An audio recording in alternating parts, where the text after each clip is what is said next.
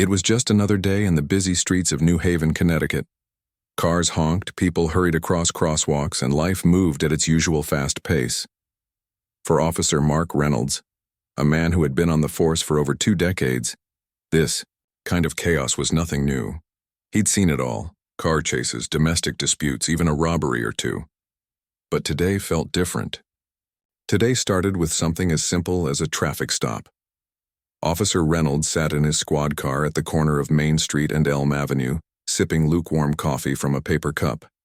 His eyes scanned the road ahead when he noticed a sleek black sedan zip through a red light. Without hesitation, he flipped on his sirens and pulled out onto the street, following the car until it came to a halt near the curb. Behind the wheel of the black sedan sat a young girl, no older than 17. She looked calm, almost too calm, for someone who had just been pulled over by the police. Her hands were steady on the steering wheel, and her dark brown eyes met his gaze through the rearview mirror without flinching. Something about her demeanor made him uneasy. Was she scared? No. Nervous? Not really. It was more like indifference, and that bothered him. The officer stepped out of his vehicle, adjusting his belt as he approached the driver's side window. "License and registration," he said gruffly, leaning down to get a better look at the teenager inside. She nodded politely, reaching into her bag to retrieve her learner's permit. As she handed it over, their fingers brushed briefly. The girl spoke softly but clearly. "I'm sorry, sir. I didn't see the light change." Reynolds frowned. There was something about the way she said it, not rude, not apologetic, just matter-of-fact, that rubbed him the wrong way. Most kids her age would be stuttering, sweating, maybe even crying after being pulled over. But not her. She seemed unfazed, almost confident. Too confident, he thought. He glanced at the permit, noting her name, Tiana Johnson, and her address. Nothing unusual there, just a regular kid from a middle-class neighborhood. Still, something didn't sit right with him. Maybe it was the car she was driving, a rental, according to the sticker on the windshield. Or maybe it was the way she held herself, sitting up straight, looking him dead in the eye like she wasn't afraid of anything. "You know running a red light is dangerous, don't you?" he asked, his voice sharper now. "You could have caused an accident." "Yes, sir," she replied calmly. "I understand. It won't happen again." Her tone was respectful enough, but Reynolds couldn't shake the feeling that she wasn't taking him seriously. He stared at her for a moment longer before turning his attention back to the paperwork in his hand.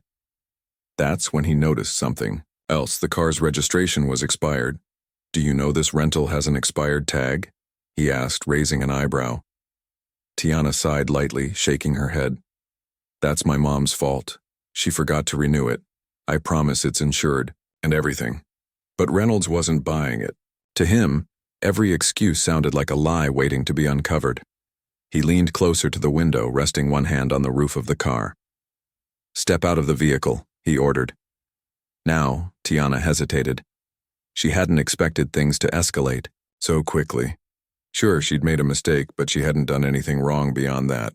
Why was he acting like she was some kind of criminal? Slowly, she unbuckled her seatbelt and opened the door, stepping onto the sidewalk. What neither of them realized at that moment was how much this small interaction would spiral out of control. Tiana may have been just a high school senior with big dreams, but she wasn't just any teenager. Unbeknownst to Officer Reynolds, her father wasn't just a concerned parent. He was someone whose influence reached far beyond their little city. Someone who wouldn't stand idly by while his daughter faced unfair treatment. As the tension between them grew thicker, passers-by began to notice. A few people slowed down to watch the scene unfold, while others pulled out their phones to record what was happening. Little did anyone know this seemingly routine traffic stop was about to become headline news. The air around them felt heavier now, like a storm brewing on a summer afternoon. Tiana stood outside her car, arms crossed lightly over her chest, trying to stay calm. She didn't want to give the officer any reason to think she was being difficult. But inside, her heart was racing. This wasn't how things were supposed to go. She'd only been running a few minutes late for her tutoring session, and now here she was, standing on the side of the road under the watchful eyes of a cop who seemed determined to make her feel small. Officer Reynolds circled the car slowly, his boots clicking against the pavement. His gaze darted between Tiana and the vehicle, as if he expected to find something hidden in the trunk or tucked under the seats. "Who does this car belong to?" he asked, his voice carrying an edge that hadn't been there before. "It's my mom's rental," Tiana replied evenly, keeping her tone polite but firm. "Like I said earlier, she forgot to renew the registration. It's not a big deal." "Not a big deal?" Reynolds repeated, turning to face her fully. His eyebrows knitted together and his jaw tightened. "Expired tags are illegal. You can't just brush that off like it doesn't matter." Tiana swallowed hard, feeling the weight of his words pressing down on her. She knew he was right. Technically speaking, driving with expired tags was against the law, but it still felt unfair. Her mom had rented the car for convenience while their family sedan was in the shop. How could anyone expect her to know all the details? She tried explaining again, her voice soft but steady. "Look, I get it. It's a mistake, and I'll tell my mom to fix it as soon as I get home. Can we just move on?" But Officer Reynolds wasn't listening anymore. Something about her calmness irritated him. Most teenagers would have been visibly nervous by now, stammering, avoiding eye contact, maybe even crying. But Tiana, she was different, too composed, too sure of herself, and that made him suspicious. "You seem pretty confident for someone in your position," he said, narrowing his eyes. "Do you always break laws and act like nothing's wrong?" Tiana blinked, taken aback by the accusation. "I'm not breaking any laws," she said firmly. "I made one mistake and I already apologized for it. What more do you want from me?" Her response only fueled his frustration. He stepped closer, towering over her slight frame. "Don't talk back to me," he snapped. "You're the one who put yourself in this situation. If you'd been paying attention, none of this would have happened." By now, a small crowd had gathered nearby. Some people lingered curiously, whispering to each other, while others pulled out their phones to capture the scene. One woman muttered loudly enough for everyone to hear, "Why is he yelling at her like that? She's just a kid." Reynolds shot a glare in her direction, silencing her instantly. Then he turned his attention back to Tiana. "Let me see your phone," he demanded abruptly. "My phone?"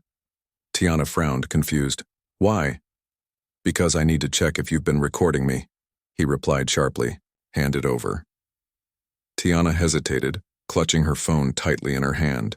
She hadn't recorded anything, not because she was afraid, but because she hadn't thought about it. Now, though, she wondered if she should have. Maybe then someone would believe her side of the story. Still, handing over her phone felt wrong. It was personal, private. What gave him the right to demand it? "I'm not recording you," she said, shaking her head, "and I don't think you can take my phone without a reason." That comment struck a nerve. Reynolds's face flushed red, and his voice rose another notch. "Are you refusing to comply with a police officer? Because that's obstruction, and I can arrest you for it." The word arrest hung in the air like a thunderclap. Tiana's stomach dropped. Arrested? For what? Running a red light? Having an expired tag? Refusing to hand over her phone when she hadn't done anything illegal? None of it made sense. Panic bubbled up inside her, but she forced herself to breathe deeply. Losing control wouldn't help her now. "I'm not refusing," she said carefully, choosing her words with precision. "I'm just asking why you need my phone, that's all." For a moment, neither of them moved. The tension between them crackled like static electricity. Reynolds stared at her, his expression unreadable, while Tiana stood her ground, refusing to look away. Around them, the murmurs of the crowd grew louder. Someone shouted, "Leave her alone!" Another voice chimed in, "This isn't right!" Finally, Reynolds took a step back, his fingers twitching toward the handcuffs clipped to his belt. "Fine," he growled. "Call your parents. Let them explain to me why their daughter thinks she's above the law." Relief washed over Tiana, but it was short-lived. She fumbled with her phone, scrolling through her contacts until she found the number she needed. As she pressed dial, her mind raced. Would her dad believe her? Would he understand how scary this moment felt? Or would he be disappointed in her for getting into trouble in the first place? The line rang twice before someone answered. A deep, steady voice came through the speaker, filled with warmth and authority. "Hey, sweetheart, everything okay?" Tiana swallowed hard, blinking back tears she hadn't realized were forming. "Dad," she began, her voice trembling, slightly. "There's something I need to tell you." What she didn't know yet was that this call would change everything, not just for her, but for the entire community. The phone pressed against Tiana's ear felt heavier than usual, like it carried the weight of everything that had just happened. Her dad's voice on the other end was calm and steady, the kind of tone that could make even the worst storms feel manageable. But as she opened her mouth to speak, the words caught in her throat. "How do you explain something like this? How do you tell your father, a man who worked hard every day to provide for his family, that you're standing on the side of the road, being treated like a criminal over a red light?" "Dad?" She started again, her voice cracking slightly. She glanced at Officer Reynolds, who was pacing near his squad car, his arms crossed tightly over his chest. His eyes flicked toward her and she quickly turned away, focusing instead on the sound of her father's breathing on the other end of the line. "What's going on?" he asked, his voice still warm but tinged with concern now. "You sound upset." Tiana took a deep breath, trying to steady herself. "I got pulled over," she said quietly, choosing her words carefully. "For running a red light. I didn't mean to, I swear I didn't see it, but the officer, he's making a big deal out of it." Her dad paused, and for a moment there was silence on the other end. Then he spoke, his tone sharper than before. "What do you mean, making a big deal?" She hesitated, unsure how much to say. If she told him everything, the yelling, the accusations, the way the officer seemed determined to intimidate her, would he lose his temper? Would he rush down here and confront the man himself? Part of her wanted him to. Another part was scared of what might happen if he did. "He says my mom's rental has expired tags," she continued, her voice trembling now. "And he keeps asking me questions like I've done something wrong. He even tried to take my phone because he thought I was recording him." There was another pause, longer this time. When her dad finally spoke, his voice was low and measured, but there was an unmistakable edge to it. "Is he still there with you?" "Yes," Tiana whispered, glancing nervously at Officer Reynolds. He was watching her now, his expression unreadable. She instinctively stepped a few feet farther away, lowering her voice so he wouldn't overhear. "He says he might arrest me if I don't give him my phone." Her dad let out a sharp exhale, the kind of sound someone makes when they're trying and failing to stay calm. "Listen to me," he said firmly. "You haven't done anything illegal. You ran a red light, yes, but that doesn't give him the right to treat you like this. Stay calm, okay? Don't argue with him. Just tell him you'll hand over your phone if he gives you a valid reason why he needs it." Tiana nodded, though she knew her dad couldn't see her. "Okay," she murmured. "But what should I do next?" "I'm coming to you," he replied without hesitation. "In the meantime, try not to say anything else unless he asks you. A direct question. And remember, you didn't do anything wrong. None of this is your fault." Hearing those words brought a small measure of comfort, but it wasn't enough to erase the knot of fear twisting in her stomach. She ended the call and slipped her phone back into her pocket, feeling both relieved and more anxious than ever. Her dad was on his way, but how long would it take him to get here? What would happen in the meantime? Officer Reynolds noticed the change in her demeanor immediately. 1 second she'd been tense and defensive. The next, she seemed almost resigned. It threw him off balance, made him wonder what exactly she'd been talking about on the phone. Who had she called? A lawyer, a news station? He strode over to her, his boots crunching against the gravel. "Who was that?" he demanded, his voice louder than necessary. "Who did you call?" Tiana met his gaze evenly, refusing to let him see how scared she really was. "My dad," she said simply. "He's coming to pick me up." Reynolds frowned, clearly displeased by the answer. "Well, until he gets here, you're staying right where you are. Understand?" She nodded silently, stepping back to lean against the hood of her car. Around them, the crowd had grown larger. People were filming openly now, their phones held high as they captured every word, every gesture. Someone shouted, "This is ridiculous!" Another voice chimed in, "Why are you harassing her?" Reynolds ignored them, though his jaw tightened visibly. He turned his attention back to Tiana, scrutinizing her like she was some kind of puzzle he couldn't quite solve. "You think calling your daddy is going to get you out of this?" he sneered, his tone dripping with sarcasm. "Let me tell you something. Nobody's above the law, no matter who their parents are." Tiana didn't respond. She didn't trust herself to speak without her voice shaking. Instead, she focused on the horizon, watching for any sign of her dad's car. Minutes ticked by agonizingly slowly, each one stretching longer than the last. The sun dipped lower in the sky, casting long shadows across the pavement. The air grew cooler, but Tiana barely noticed. All she could think about was getting out of this situation, and hoping her dad wouldn't do anything reckless when he arrived. Finally, after what felt like an eternity, she spotted a familiar sedan turning onto the street. Her dad's car. Relief flooded through her, followed quickly by a fresh wave of nerves. What would he say to the officer? What would they say to each other? As the car pulled up behind hers, she straightened up, bracing herself for whatever came next. Her dad stepped out of the vehicle, tall and imposing in his tailored suit. His face was unreadably calm, but his eyes burned with intensity as they locked onto Officer Reynolds. For a moment, no one spoke. The tension in the air was palpable, thick enough to cut with a knife. Then, without breaking eye contact, her dad said two words that sent a shiver down Tiana's spine. "We need to talk." The moment Tiana's dad stepped out of his car, the energy on the street shifted. It was like a switch had been flipped. Quiet tension gave way to something louder, more charged. Officer Reynolds, who had been pacing near Tiana's car just moments ago, froze mid-step. His eyes darted between the man walking toward him and the growing crowd of onlookers.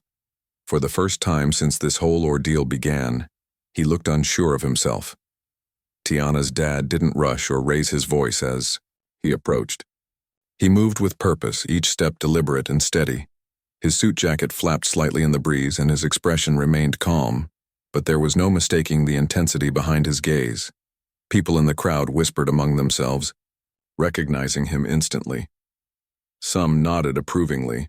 Others pulled out their phones to capture the scene unfolding before them. When he reached Tiana, he placed a hand gently on her shoulder, giving it a reassuring squeeze. She looked up at him, her eyes glistening with unshed tears, but she managed a small nod. "You okay?" he asked softly, his voice low enough that only she could hear. She swallowed hard and nodded again. "Yeah," she whispered back, though her trembling hands betrayed how shaken she really was.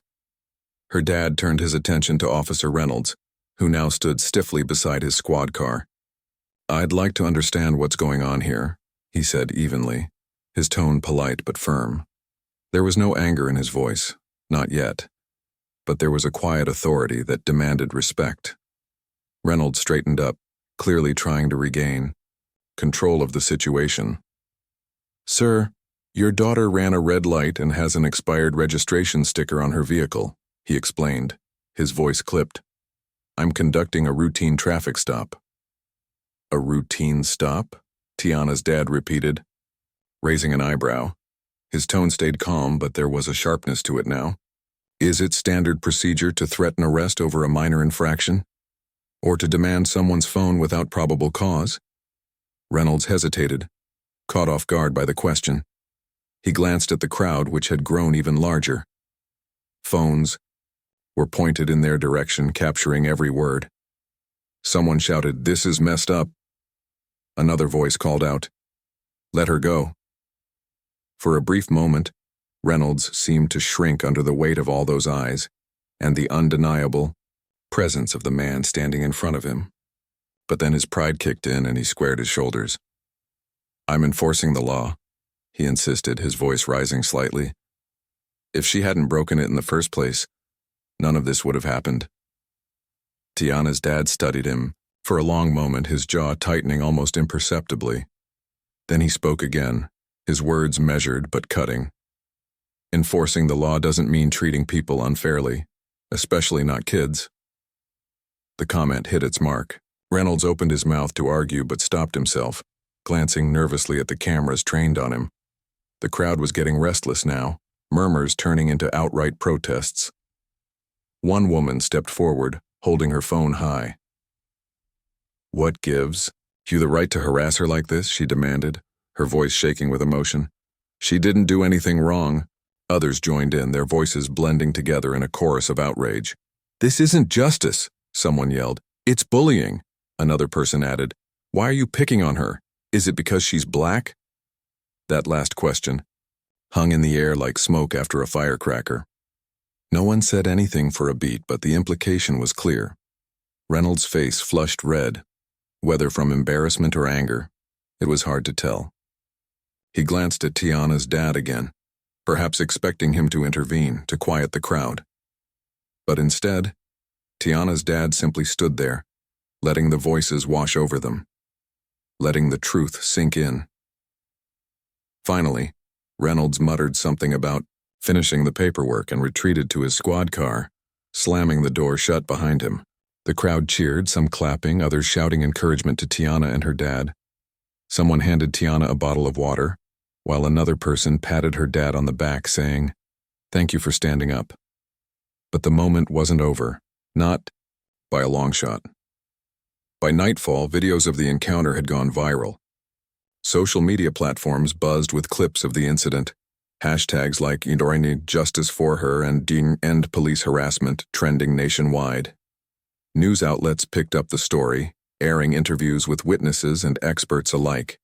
Activists organized rallies outside the police station, calling for transparency and accountability.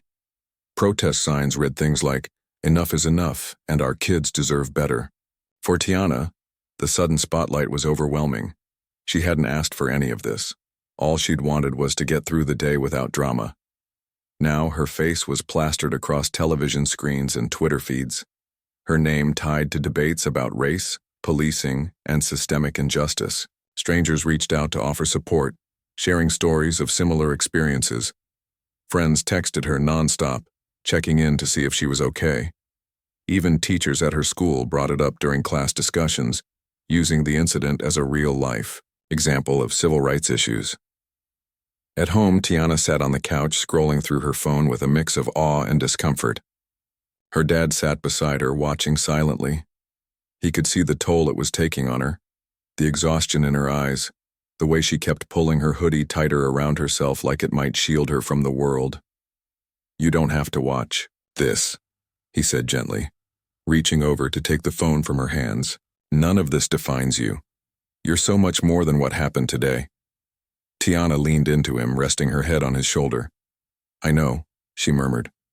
"But does it have to define me forever?" Her dad sighed, wrapping an arm around her. "Not if we don't let it," he replied. "We can use this moment to make things better. For you. For others. That's what matters most." As they sat there together, the noise of the outside world fading into the background, Tiana felt a flicker of hope. Maybe her dad was right. Maybe this wasn't the end of her story, it was just the beginning. The next morning, the city woke up to headlines that dominated every news channel, newspaper, and social media feed. The video of Tiana's encounter with Officer Reynolds had been viewed millions of times overnight, sparking outrage across the country. People were talking about it everywhere, in offices, schools, coffee shops, and even at grocery store checkout lines. For many, it was yet another example of how deeply rooted issues within law enforcement continued to harm innocent lives.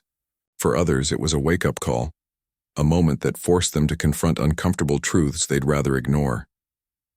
By midday, the pressure on local authorities had reached a boiling point. Protesters gathered outside the police station, holding signs and chanting slogans like "No justice, no peace." Reporters camped out near the entrance, microphones in hand, waiting for any official statement from the department. Inside, the atmosphere was tense. Officers exchanged uneasy glances as they passed each other in the hallways, whispering about what might happen next. Everyone knew this wasn't just about one bad traffic stop. It was about accountability, trust, and whether the system could actually deliver justice when it mattered most. Finally, the police chief emerged to address the public. He stood behind a podium flanked by members of the city council, his face pale but composed. "We take these allegations very seriously," he began, reading from a prepared statement. "An internal investigation has been launched into the conduct of Officer Reynolds during yesterday's incident. We are committed to transparency and ensuring that our officers uphold the highest standards of professionalism." The crowd erupted at his words, some cheering, others booing loudly. Someone shouted, "What about all the other cases? What are you doing about them?" Another voice chimed in, "How many more kids have to go through this before you fix your department?" The chief nodded solemnly, acknowledging their frustration. "I hear you," he said, raising his hand slightly to quiet the crowd. "This is a turning point for us. We will work with community leaders and experts to implement reforms that address systemic issues. But first, we must focus on getting answers." As promised, the Internal Affairs Division sprang into action. Investigators combed through every detail of the incident, reviewing surveillance footage, interviewing witnesses, and analyzing body camera recordings from nearby officers who had arrived later to assist. They also spoke with Tiana and her father, asking them to recount exactly what had happened step by step.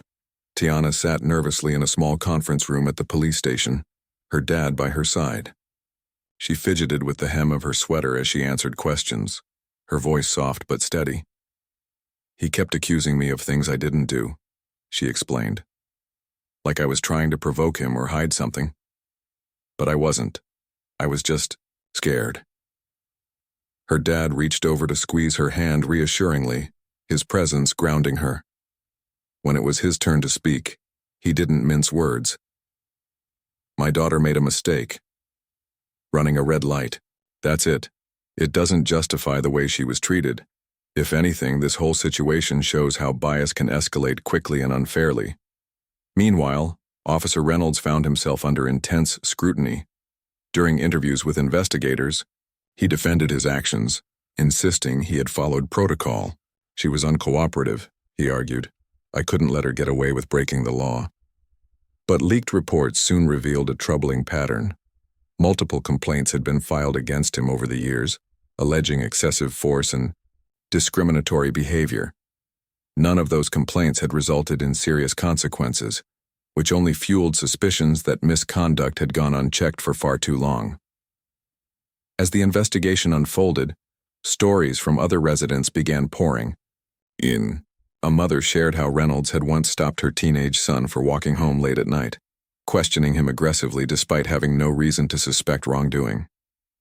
An elderly man recalled being pulled over for a minor traffic violation and subjected to humiliating searches in front of his grandchildren. These accounts painted a disturbing picture, one that went beyond a single incident involving Tiana. Community leaders seized the opportunity to push for broader change. Activists organized town hall meetings where residents could voice their concerns directly to city officials.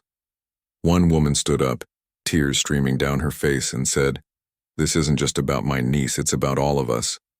How can we feel safe when the people sworn to protect us treat us like criminals?" Others echoed her sentiments, sharing painful memories of loved ones who had suffered similar treatment. Slowly but surely, the conversation shifted from individual blame to systemic reform.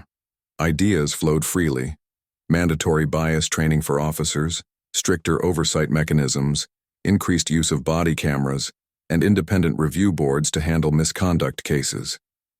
Even some officers joined the dialogue, admitting privately that changes were long overdue. Back at home, Tiana struggled to process everything happening around her.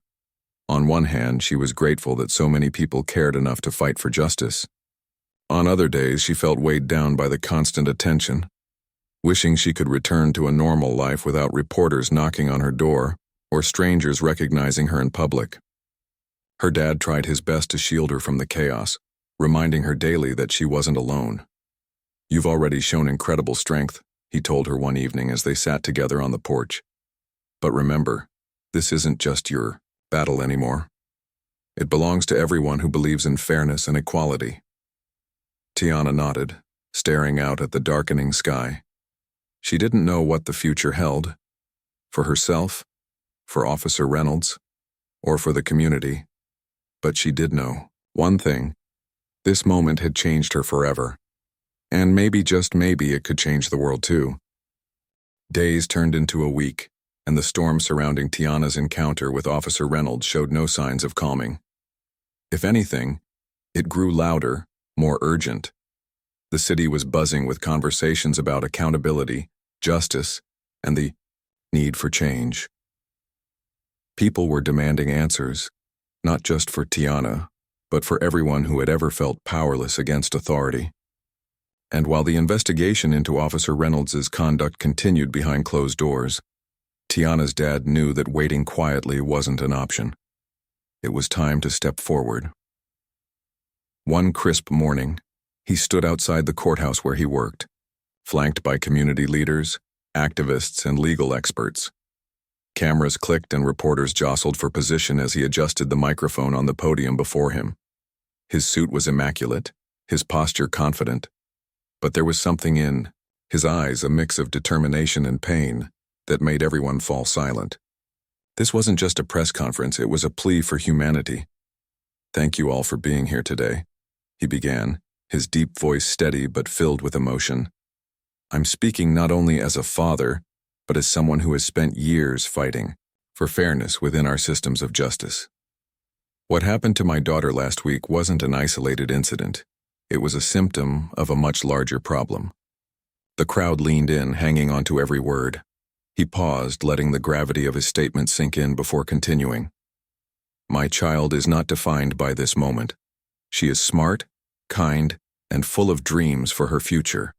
But what she experienced, what countless others have experienced, is unacceptable.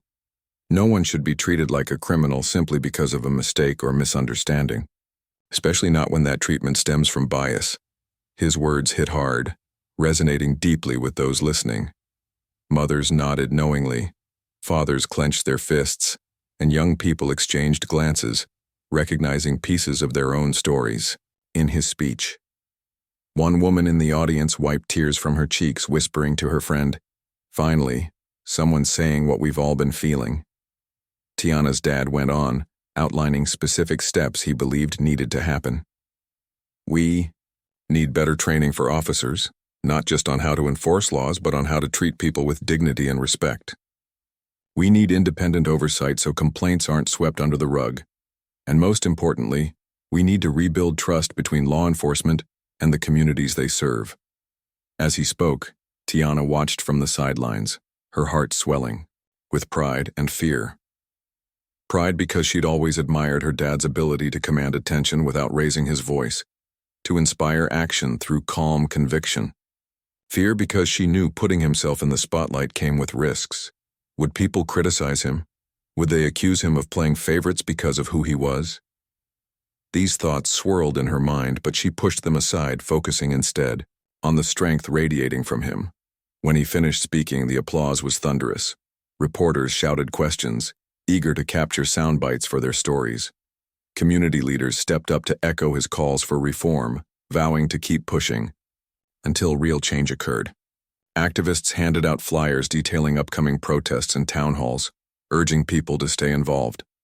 For the first time in days, Tiana felt a flicker of hope. Maybe this could lead somewhere meaningful, but the fight wasn't over yet. Behind the scenes, Tiana's dad worked tirelessly, meeting with city officials, attending strategy sessions with advocacy groups, and drafting proposals for policy changes. Late nights became the norm as he pored over reports, analyzed data, and brainstormed solutions. His phone buzzed constantly with messages from allies and critics alike. Some praised him for using his platform to shine a light on injustice. Others accused him of grandstanding or exploiting his daughter's situation for personal gain. Through it all, Tiana stayed close to him, offering support however she could. She helped organize documents, proofread speeches, and even accompanied him to meetings when asked. At first, sitting in rooms filled with powerful people intimidated her, but she quickly realized her perspective mattered too. When she shared her side of the story, the fear, the confusion, the humiliation, it reminded everyone why they were fighting in the first place. One evening, after a particularly grueling day of meetings, Tiana found her dad sitting alone in his study, staring at a stack of papers scattered across his desk. He looked tired, the lines on his face deeper than usual. She knocked softly before stepping inside, holding 2 cups of tea. "You look like you could use this," she said gently, handing him one of the mugs. He smiled faintly, accepting the drink with a nod of thanks. "Thanks, sweetheart, I needed this." They sat in silence for a moment, sipping their tea as the world outside faded away. Then Tiana broke the quiet. "Do you think any of this will actually make a difference?" Her question hung in the air, heavy with uncertainty. Her dad sat, his mug down, and turned to face her, his expression thoughtful. "I don't know," he admitted honestly. "Change is slow and sometimes it feels impossible. But if we don't try, if we don't push back against what's wrong, then nothing will ever get better." She nodded slowly, absorbing his words. "It's just exhausting, you know? Having everyone talk about me, about us.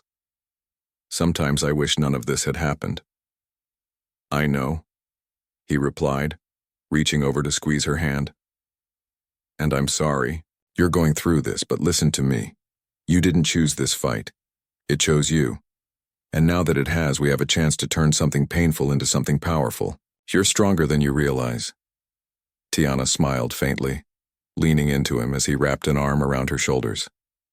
For a moment, they simply sat there, drawing comfort from each other's presence. Outside, the city hummed with life, its streets alive with protests, debates, and promises of reform. Inside, father and daughter found solace in knowing they weren't alone in their fight. The road ahead would be long and difficult, but they faced it together, with courage, resilience, and an unshakable belief that justice was worth fighting for. The weeks that followed Tiana's encounter with Officer Reynolds were a whirlwind of activity. Meetings, protests, debates, and decisions. The city was in the midst of transformation, pushed forward by the voices of those who refused to stay silent. It wasn't easy, and it certainly wasn't fast, but progress began to take shape, one small step at a time. Inside the police department, the internal investigation into Officer Reynolds' conduct reached its climax. Investigators pored over every piece of evidence, the surveillance footage, witness statements, and even his past record. What they uncovered painted a troubling picture. Multiple complaints had been filed against him over the years, alleging aggressive behavior, racial profiling, and unnecessary escalation during routine stops. Yet none of these cases had led to serious consequences. Some had been dismissed outright. Others resulted in nothing more than a slap on the wrist. When the findings were presented to the police chief, he didn't mince words. "This is unacceptable," he said sternly during a closed-door meeting with senior officers. "We can't keep sweeping these issues under the rug. If we want the community to trust us, we have to hold ourselves accountable." Within days, Officer Reynolds was suspended without pay, pending termination hearings. News of his suspension spread quickly, sparking mixed reactions across the city. Many celebrated it as a victory, a sign that the system could, in fact, deliver justice when pressured enough. Protesters outside the police station cheered, chanting slogans like, "Accountability starts now." Others, however, remained skeptical. They pointed out that suspending one officer wouldn't fix the deeper problems within law enforcement. "It's a start," one activist said during an interview, "but it's not nearly enough." Meanwhile, the police department announced sweeping changes aimed at rebuilding trust with the community. Mandatory bias training became a requirement for all officers, focusing not just on recognizing prejudice, but also on fostering empathy and understanding. Body cameras were issued to every officer, with strict policies ensuring they were turned on during all interactions with the public. An independent oversight board was established, composed of civilians tasked with reviewing misconduct complaints, and recommending disciplinary actions. For Tiana, watching these developments unfold felt surreal. On one hand, she was proud of what her story had sparked, a movement toward accountability and reform. On the other hand, she couldn't help but feel uneasy about the attention she continued to receive. Strangers approached her in grocery stores and coffee shops thanking her for speaking out. Reporters knocked on her door asking for follow-up interviews. Even her classmates treated her differently, some looking at her with admiration, others with curiosity. Her dad noticed the toll it was taking on her. One evening, as they sat together on the couch flipping through channels, he turned off the TV and looked at her. "You don't have to carry this weight alone," he said gently. "If you're tired of talking about it, it's okay to say, 'No.'" Tiana sighed, pulling her knees up to her chest. "I know, but I feel like if I stop, people will forget. Like everything we've worked for will just fade away." Her dad nodded, understanding exactly how she felt. "Change doesn't happen overnight," he reminded her, "and it doesn't depend on you carrying the torch forever. What matters is that you started something, and now others are picking up where you left off." To prove his point, he showed her clips from recent town hall meetings and protests. Activists were using her story as a rallying cry, urging people to stay engaged and demand long-term solutions. Community leaders were drafting proposals for policy reforms, while local artists created murals honoring victims of police misconduct. Slowly but surely, the focus shifted from Tiana herself to the broader fight for justice. Inspired by the momentum, Tiana decided to get involved too, but on her own terms. She began attending rallies, standing quietly beside her dad as speakers addressed the crowd. At first, she kept to the sidelines, unsure of how much she wanted to share. But one day, after hearing a young girl speak about her own experience with police harassment, Tiana stepped up to the microphone. "I never thought this would happen to me," she admitted, her voice trembling slightly at first. "I was just a normal kid, trying to live my life. But what happened taught me something important, that silence only protects the people in power. If we want things to change, we have to speak up." The crowd erupted in applause, cheering her on as she spoke. For the first time since the incident, Tiana felt a sense of purpose. Her pain hadn't disappeared, but it had transformed into something meaningful, fuel for a larger cause. As the months passed, the city began to heal, albeit slowly. Trust between residents and law enforcement remained fragile, but there were signs of improvement. Officers started hosting community outreach events, inviting people to ask questions and share concerns. Parents brought their kids to meet patrol, officers hoping to break down barriers and foster mutual respect. Schools introduced programs teaching students about civil rights and civic engagement, empowering them to advocate for themselves and others. For Tiana's family, life gradually returned to a semblance of normalcy.